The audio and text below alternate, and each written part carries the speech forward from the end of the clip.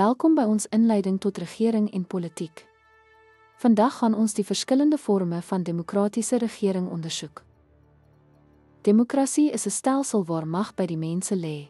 Kom ons begin met direkte demokrasie, waar burgers direk deelneem aan besluitneming. In direkte demokrasie, mense stem oor spesifieke kwessies deur middel van referendums en inisiatiewe. Hierdie vorm behels direkte betrokkenheid sonder tussenhangers. Volgende het ons verteenwoordigende demokrasie. Hier kies burgers verteenwoordigers om namens hulle besluite te neem, soos in die VK en Indië. In 'n presidensiële demokrasie, 'n president word afsonderlik van die wetgewer verkies en dien as beide staatshoof en regeringshoof, soos gesien in die Verenigde State. Parlementêre demokrasie bestaan uit 'n uitvoerende gesag wat aan die wetgewer verantwoordbaar is. Die Verenigde Koninkryk is 'n goeie voorbeeld met 'n eerste minister as die hoof van die regering. Hibriede demokrasie kombineer elemente van beide presidensiële en parlementêre stelsels.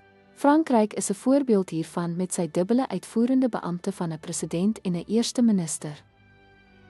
Om hierdie vorme van demokratiese regering te verstaan, help ons om die uiteenlopende maniere waarop demokratiese beginsels geïmplementeer word te waardeer. Dankie dat u by hierdie sessie aangesluit het.